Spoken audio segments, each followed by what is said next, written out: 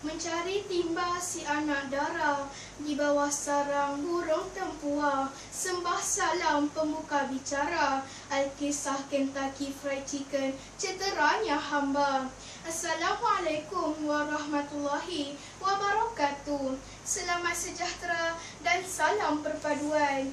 Yang dihormati barisan para hakim yang arif lagi bijaksana, dan pastinya perpaksikan kepada keadilan guru-guru dan rakan-rakan sekalian.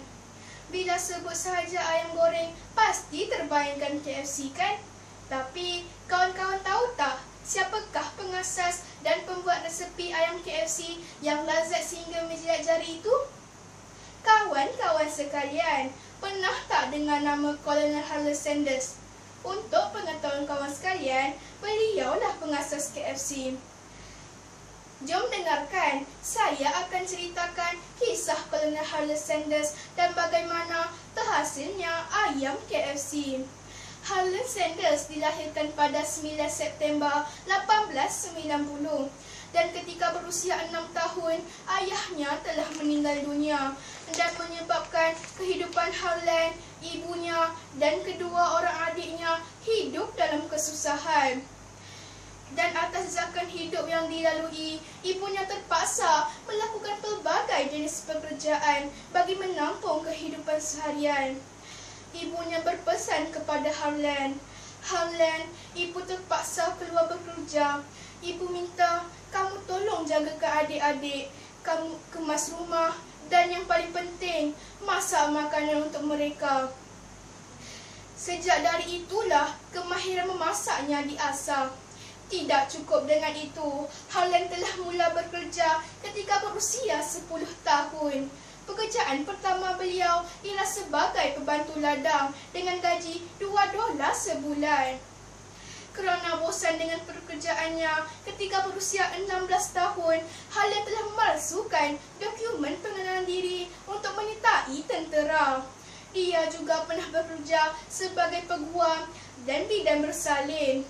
Akhirnya, Harold telah menemui kehidupan stabil sebagai pengurus stesen minyak selama 6 tahun sebelum Amerika mengalami kemerosotan ekonomi yang teruk yang digelarkan The Great Depression.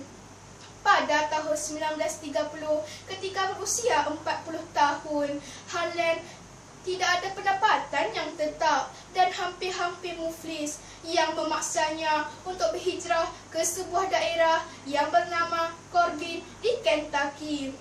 Di sana, dia mendapat kontrak oleh sebuah syarikat Shell untuk menguruskan sebuah stesen minyak yang baru dibina. Semakin hari, semakin ramai orang yang datang dan menanyakan di manakah lokasi yang menarik untuk makan. Harold berbincang dengan keluarganya. "Saya pandai masak. Apa kata kalau kita buka kedai makan? Saya pasti kedai kita pasti maju." Cadangan itu dipersetujui oleh keluarganya. Menu utama yang dihidangkan ialah ayam goreng dengan menggunakan resepi rahsia keluarganya. Oleh kerana kekurangan tempat makan, para pengunjung akan menggunakan meja makan keluarga Harold sebagai tempat menjamu selera. Rumah Harold yang menyediakan makanan yang menyelerakan membuatkan makin ramai orang yang datang. Menu yang dihidangkan mengalami proses penambahan. Harold mula menyiapkan steak, ham, telur, biskut dan yang paling popular adalah ayam goreng. Melihat perniagaannya semakin maju, Harold telah membeli sebuah motel yang berdekatan lalu mengubah suainya menjadi restoran yang mampu memuatkan 142 orang tamu dalam satu masa dan menamakannya Sanders Court and Cafe. Pada tahun 1935, Gubernur Kentucky telah menganugerahkan pangkat kolonel kepada Harold Sanders di atas sumbangannya mempopularkan hidangan masyarakat tempatan Kentucky. Sejak dari hari itu, Colonel Sanders dikenali sebagai Colonel Sanders ketika berusia 62 tahun. Namun, nasib tidak menyebelahi Colonel Sanders kerana apabila tahun 1950, sebuah lebuh raya baru akan dibina. Orang ramai tidak lagi akan datang ke kedainya kerana terdapat lebuh raya itu. Menyedari hakikat yang perniagaannya perlu berkembang keluar, Harland telah menjual semua asetnya dan mula berkelana mencari pengusaha yang mahu menggunakan resepi ayam goreng beliau untuk dijual di restoran mereka. Restoran pertama yang menjadi franchise-nya ialah sebuah hotel yang bernama Dulu Drop-In yang terletak di Salt Lake City, Utah, yang menjadi tapak pertama Kentucky Fried Chicken. Pada tahun 1952, Colonel Sanders telah berjaya menjual franchise-nya kepada lebih 200 cawangan di seluruh Kanada dan Amerika Syarikat.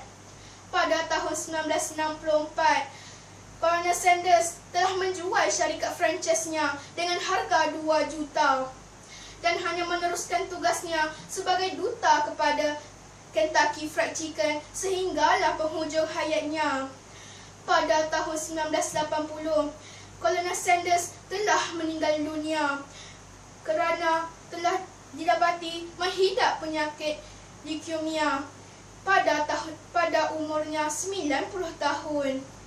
Sehingga 2014, sebanyak 18,875 restoran Kentucky Fried Chicken telah dibuka seluruh dunia.